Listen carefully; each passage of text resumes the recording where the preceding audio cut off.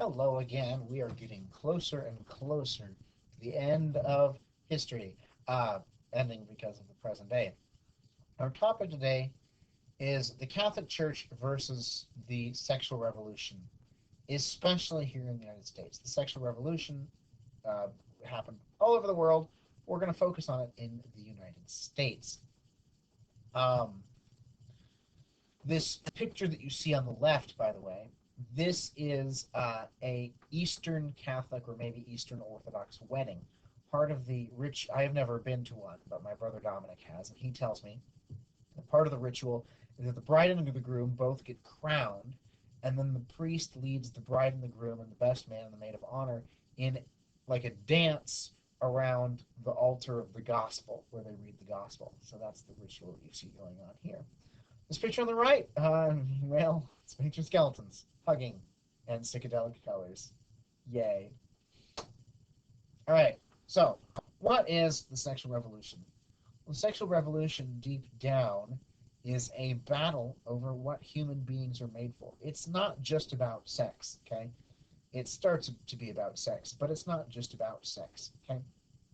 So, a Catholic would say we'll just kind of go through the contrast here. A Catholic would say that human beings are made for self-gift. We find our happiness in the worship of God and the love of others and the love that others have for us. Okay, we don't find happiness by being selfish. We find happiness by being selfless and by having people be selfless with us.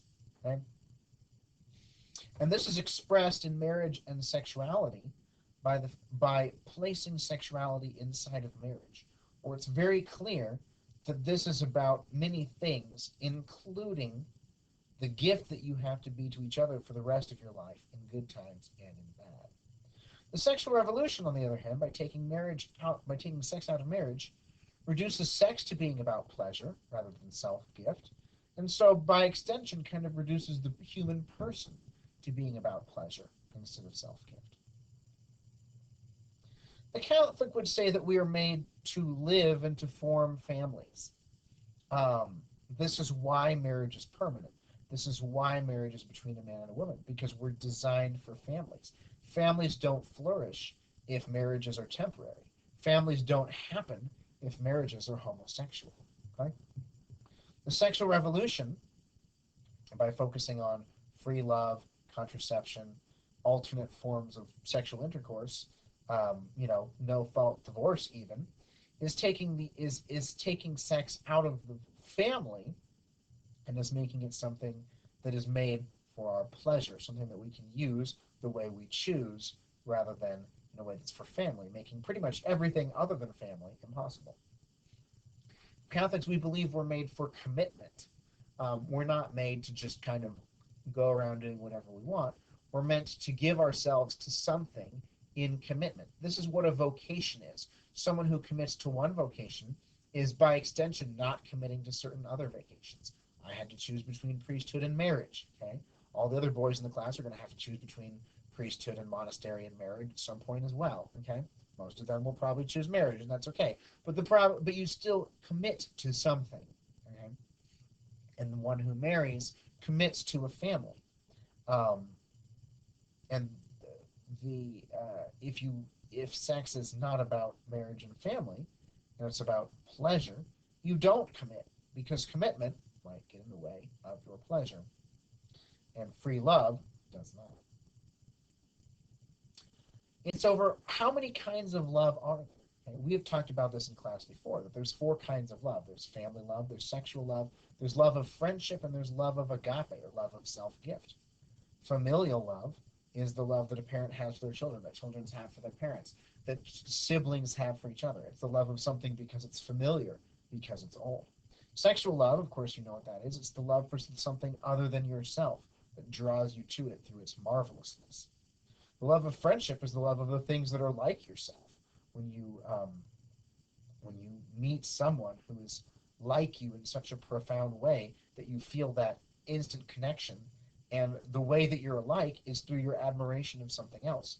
Fun, sports, you know, nerdy interests. Okay, that's how friendship happens. Friendship happens when you meet someone who's like yourself in having some kind of interest that you don't share with everybody. Okay, and then self-giving love, of course, agape. We've talked about that.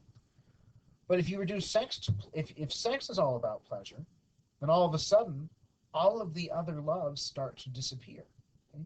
It's harder to have family love because people make sex about pleasure, and then all of a sudden they have all these little families all over. They can't commit to one. They can't love one in the way they deserve. Sexual, of course, stays the same. The love of friendship becomes difficult. You know, how many times have I seen guys in my classes, you know, express that they are friends with each other and then have to clarify that there's nothing gay about it. You don't have to clarify that with me. I get it, okay? Friendship is a good and wonderful form of love that is not sexual.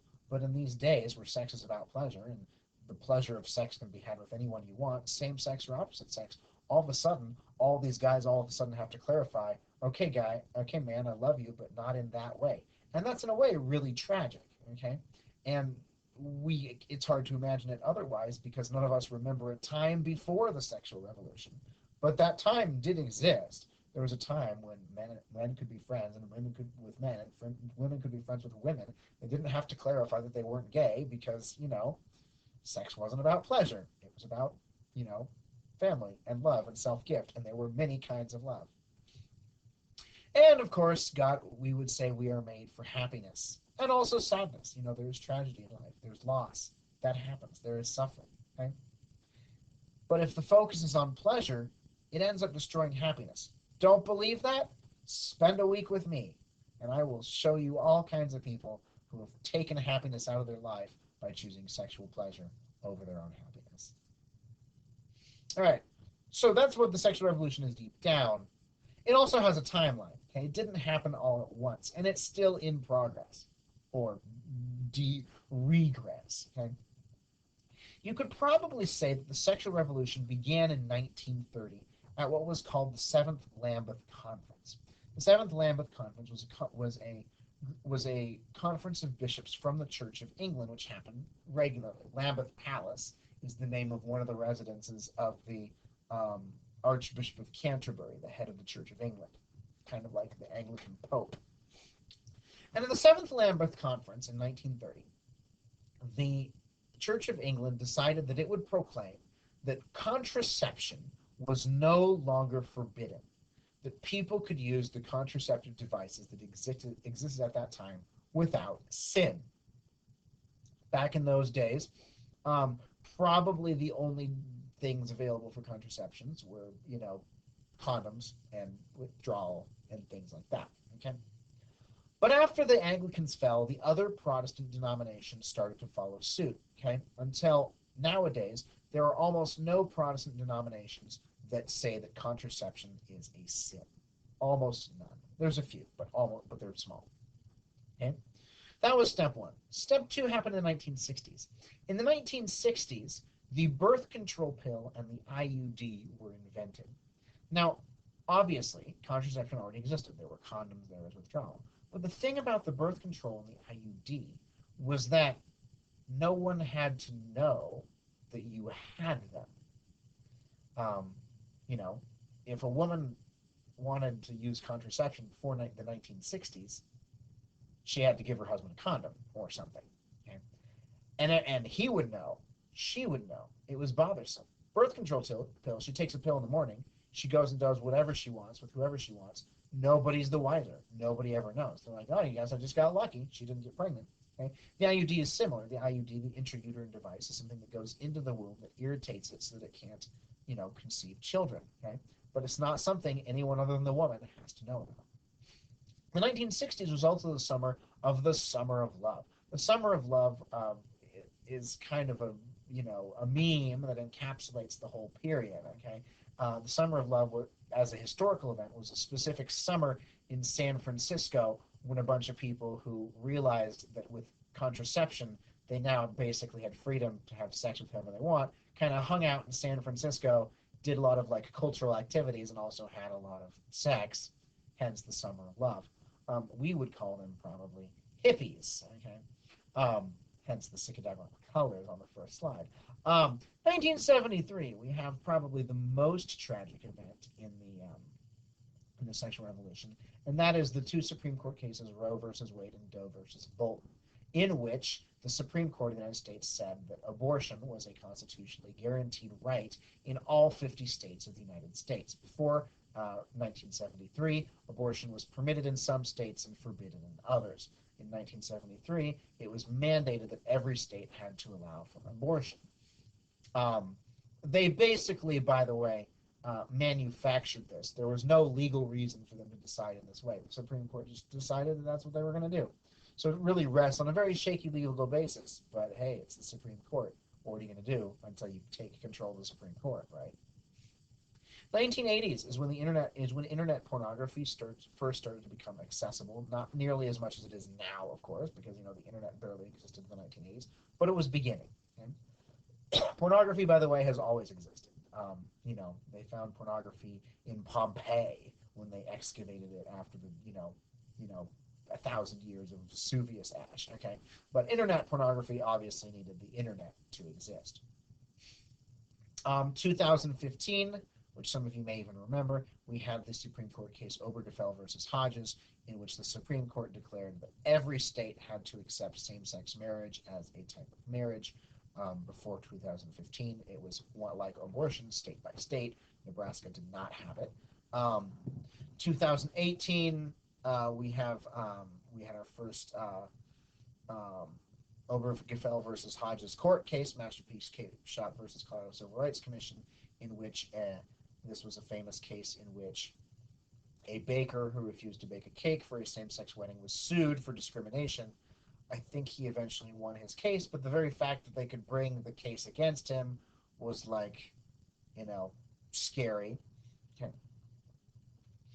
And these aren't just historical events. Okay, these had effects on people.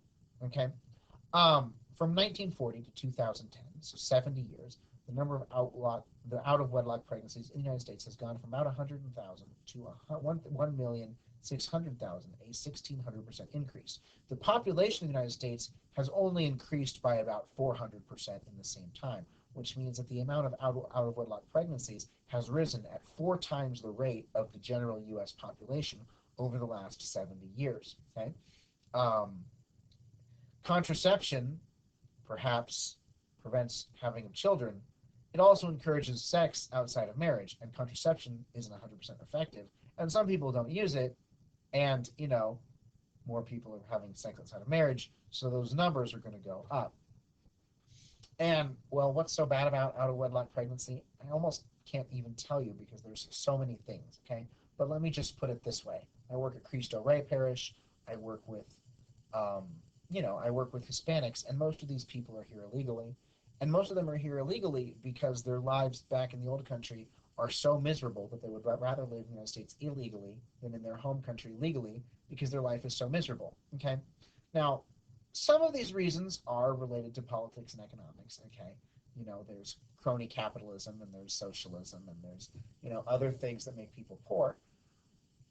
But I also listen to these people's stories, and out of wedlock pregnancy causes as much, if not more, of their problems than poverty and oppression. Maybe not the reasons why they immigrate here, but in terms of things that make their lives miserable and unhappy, out of wedlock sex causes more unhappiness to these people than all of the reasons that cause them to immigrate illegally. So,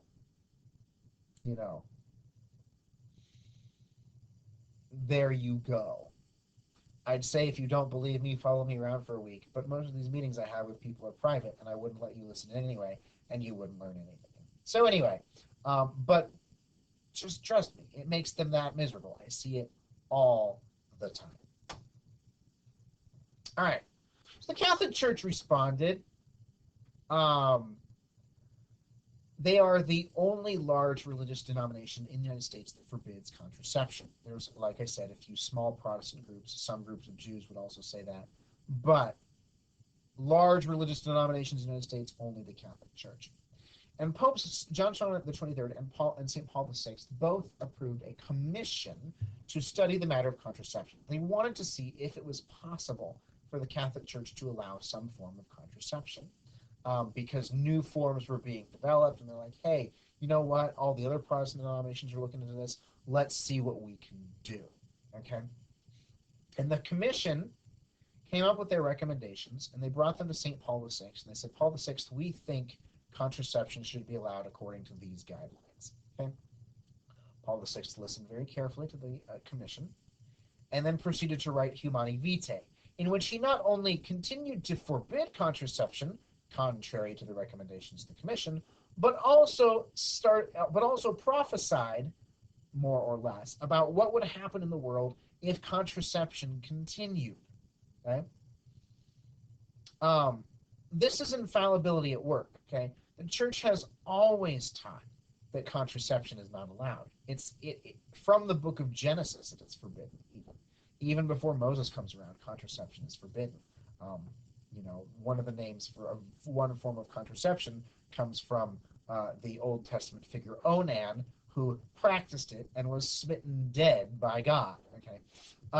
Anyway, but Pope Paul VI, by rejecting the commission, preserved the teaching of the church as it had always been, which of course is the Pope's job. Okay.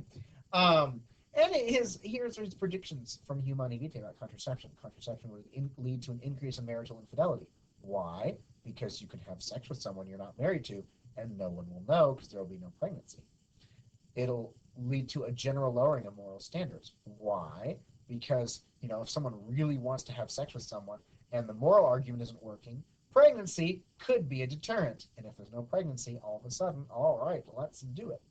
A loss of respect for women. Why? Because now men can demand sex with women whenever they want, and the woman doesn't have an excuse to say no. I don't know if you've noticed this, but men are a lot more interested in having sex than women are. Men want to have sex all the time. Women don't always want to have sex. So, contraception, before contraception, women were able to say, no, I could get pregnant. We don't need that right now. Let's wait. Okay. Now they can't do that. They can just say, oh, just take the pill. I don't care about your fertility. I just want sex. Okay. And it really makes it a lot more. Contraception, they say it liberates women. It really liberates men to do what they want with women. Coercive government intervention in citizens' reproductive lives. We haven't seen that so much in the United States. But we have seen forced abortions and sterilizations in places like China. We've seen countries like Iceland, in which there are 0 kids with Down syndrome born every year because they're all contracepted or aborted away because, people see this as normal. Anyway, you get the idea. Enjoy the meme about natural family planning. Natural family planning, by the way, is a way to measure how a woman's body is behaving to determine whether or not she will get pregnant if she has sex on a given day. So you can, kind of control how many kids you have without using contraception simply by abstaining. Okay, this increases This increases fidelity because it increases communication between the couples. It also increases fidelity because you have to know each other to know how it works. The man can't just, whatever. It increases moral standards because it really only works because once again it requires communication between the couples. If someone gets an urge to have sex outside of marriage, but they're concerned about having kids, they'd have to ask awkward questions of the person they want to have an affair with. Hey, what's your mucus like these days? And when was the last time you had your period?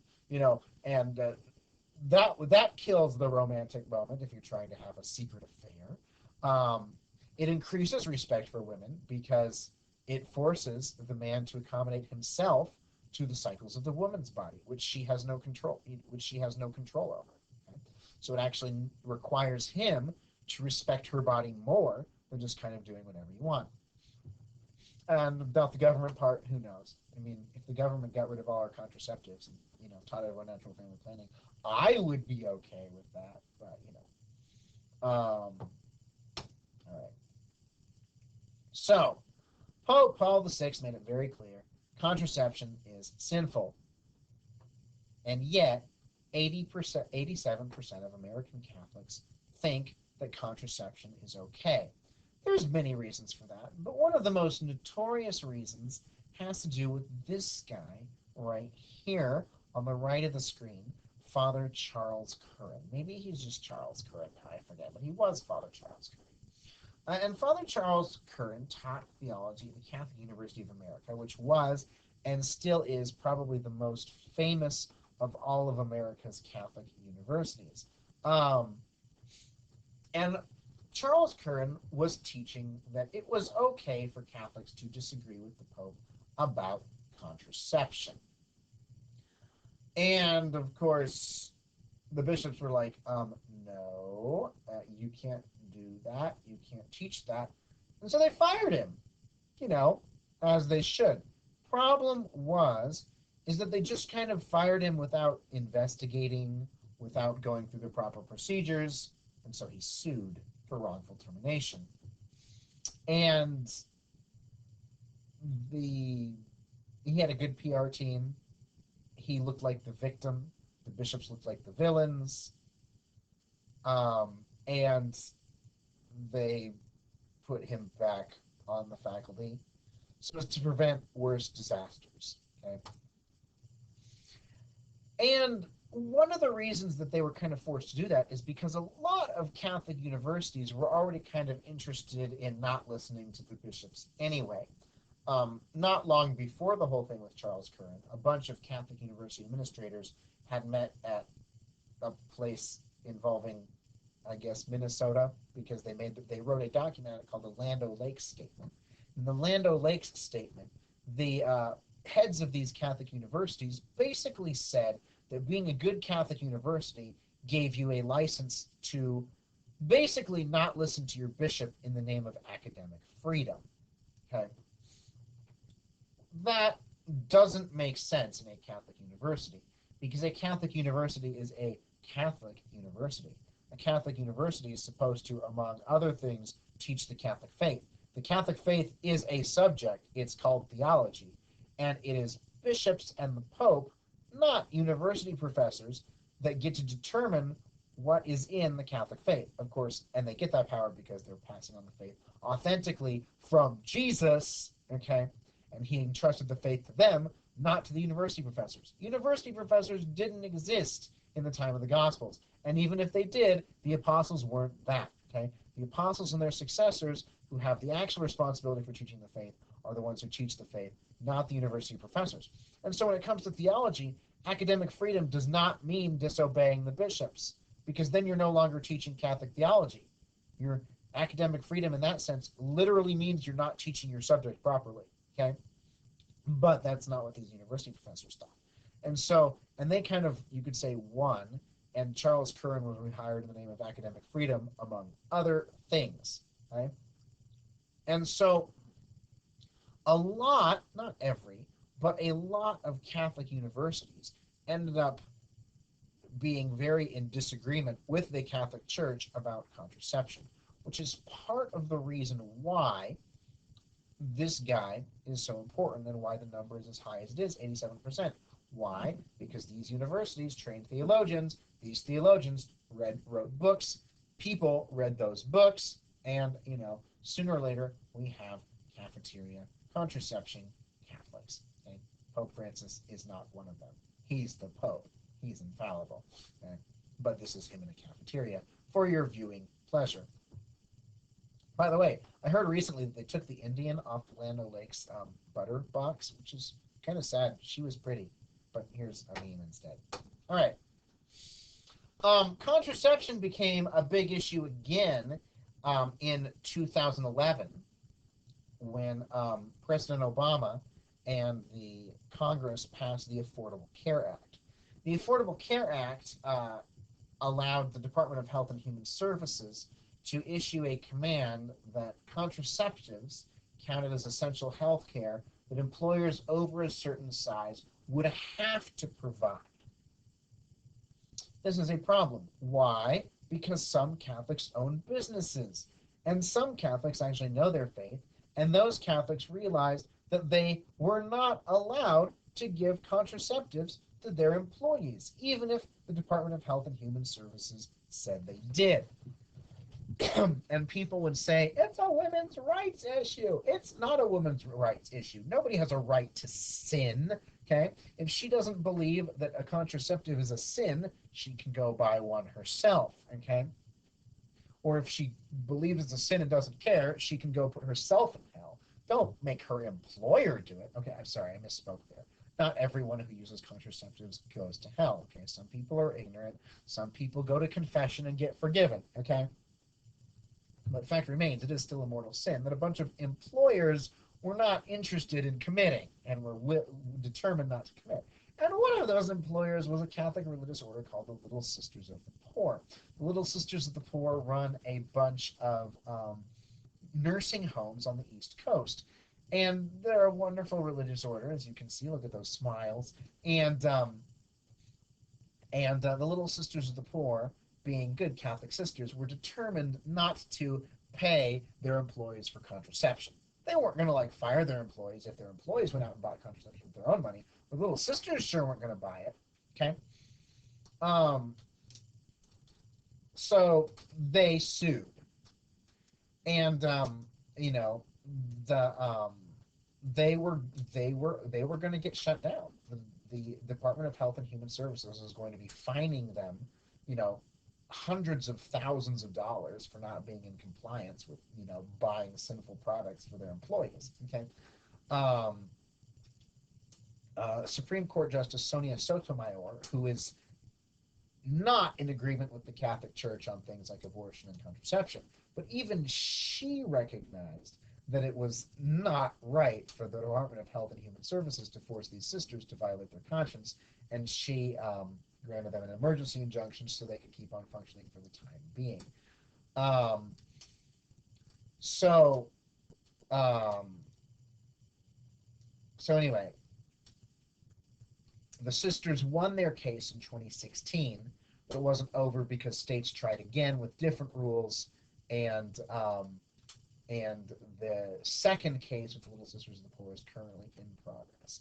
So this is a very important case because if the sisters win this case, the ruling will apply not only to them, but to other businesses owned by Catholics as well. By the way, I'm fairly certain that President Trump has gotten rid of the Obama administration's Health and Human Services command to require contraceptives, because that was not in the law. It was just it was an interpretation of the law that was put forward by the Office of Health and Human Services. It's a legal point. Anyway, abortion. I have to talk about that, right? So, as you know, abortion became legal in all 50 states with Roe versus Wade and was expanded on Doe versus Bolton both in 1973. Okay. An abortion, as you know, and you'll learn about more in morality, is the killing of innocent human beings before they are born. It's really the worst form of killing because there's no possible way that you could construe this as self-defense. Anyway, but that's not how everyone sees it. Okay? The United States is pretty evenly divided between those who think abortion is okay and those who do not. And Catholics are no different. Okay? Catholics as a whole are not significantly more pro-life than Americans in general. However, those Catholics who are pro-life are often some of the most pro-life Christians that there are in America. Okay? Jane Roe of Roe versus Wade herself, whose real name is Norma McCorvey, quickly realized the terrible thing that she had unleashed by, making a lawsuit against, I think it was the state of Texas, to have an abortion. Okay, she didn't have the abortion, by the way. She gave birth. She quickly regretted what she had done and became a Catholic and would speak at pro-life marches and, was very pro-life by the time she died, which was maybe 2 or 3 years ago. Other um, other big anti-abortion pro-life activists have also been Catholic. Jody Brown, founded the American Life League, very devout Catholic, very knowledgeable Catholic. Um, um, Phyllis Schlafly campaigned on many things. One of them was pro-life. Another one was she had many other things. She was a Catholic. She's interesting because I think it's Hulu is making a show about her, starring Kate Blanchett, I think. Um, so that may be something some of you may be watching pretty soon. She was a Catholic, and of course, I wouldn't be able to talk about Catholic pro-lifers without talking about Will Key's parents. Will Key is, of course, in my sixth period class. I'm going to embarrass him right here. Anyway, Will Key's dad. Sorry, how did it go? Will can just put it in the discussion himself. I believe what happened is Will Key's dad retired to become like a full-time pro-life person or something, and his mom wishes she was doing that. She's the secretary at St. Teresa's instead. Anyway, one of the things that Will Key's mom told me one day when we were praying at the abortion clinic is that many of the big name pro-life activists are Protestant, and some are Catholic too. But she said that when you actually go look at the numbers of who actually goes and like prays at the abortion clinics, it's mostly Catholics. Okay, so in terms of numbers of total Catholics, American Catholics aren't especially pro-life compared to other denominations, not especially pro-abortion either. But those Catholics who are pro-life are very active about it. Um, we do have a very strong pro-life movement in the United States. Um, we kind of put the Brits to shame, for example, when it comes to how good our pro-life movement is. Um, and the pro-life movement in the United States has had great success in getting abortion portrayed as something that is maybe not, obviously it's still legal, and many people think it should remain legal. But the pro-life movement has done a very good job of making it clear that people that it's a regrettable decision anyway. A lot of pro-choicers would still rather not have one, for example. Okay. On the other hand, Catholic women have more abortions per capita than Protestant women. We're hypocrites. What else is new? We've been hypocrites since the very beginning. All right.